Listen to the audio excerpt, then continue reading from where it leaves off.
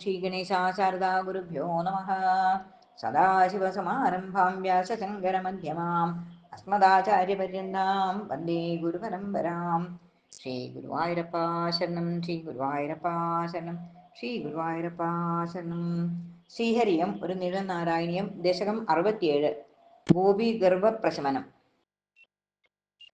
പരമാനന്ദാനുഭവ സ്വരൂപനാം കണ്ണനൊത്തു ക്രീഡിക്കുവാൻ അവസരം ലഭിച്ചതിനാൽ അതീരില്ല ആനന്ദത്തിൽ മുങ്ങിപ്പോയ ഗോപികമാർ അഹങ്കാരം കൊണ്ടു ഉന്മത്തകളുമായി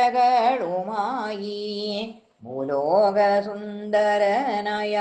രമാപതി വാസുദേവൻ ഓരോ ഭൂലോകത്തിൽ എൻ്റെ മാത്രം എന്നു കരുതി ഓരോ ഗോപികമാരിലും അഹങ്കാരം ഉണർന്നപ്പോൾ ഗോവിന്ദാനീ മായയാലെ സ്വയം മറഞ്ഞു.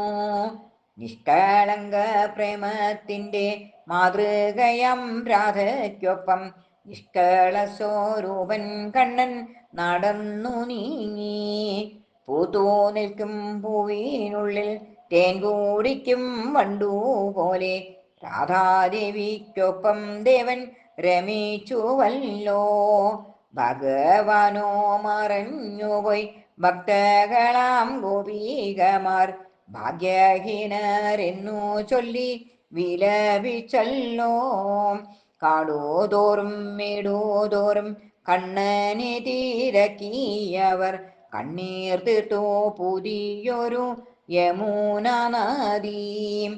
ചെമ്പകമേ കണിക്കൊന്നേ കണ്ടുവോ നിങ്ങളെങ്ങാനും ഇമ്പമേറും ഗാനം പാടും കൊണ്ടൽ വർണ്ണനേ.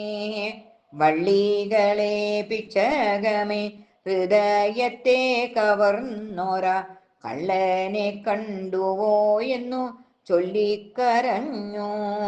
ഗോപസ്ത്രീകളിലോരുവൾ സങ്കൽപ്പമം ദൃഷ്ടിയിങ്കൽ ഗോപാലനം കാർവർണ്ണനെ കണ്ടതുപോലെ മറ്റു ഗോപികമാരോടു ചൊല്ലി ഞാൻ കണ്ണനെ കണ്ടു. മറ്റുള്ളവർക്കിതു കേട്ടു ദുഃഖവുമേറി. ഭഗവാനുമായി തന്മയി ഭാവത്തെ കൈക്കൊണ്ടോര ഗോപികമാർ കൃഷ്ണലീല അനുകരിച്ചു. കാളിന്തി തൻ തീരം വിട്ടു മെല്ലെ നടന്നിടും നേരം കാർവർണ്ണനാൽ ഉപേക്ഷിച്ച രാധയെ കണ്ടു. ഗോപികമാരെല്ലാവരും ഇരുട്ടിയ നേരം വരെ കോകിലേശ നിന്നെ മാത്രം തിരഞ്ഞ ശേഷം കാളിന്തി തീരത്തിരുന്നു ഏറെ നേരം കരഞ്ഞല്ലോ. കാളമുകിലൊളി വർണ്ണ നിൻഗുണം വാഴ്ത്തി കാരുണ്യക്കടലാം ദേവൻ കരഞ്ഞു കരഞ്ഞിരിക്കും കാമിനിമാരുടെ മുന്നിൽ പ്രത്യക്ഷപ്പെട്ടു.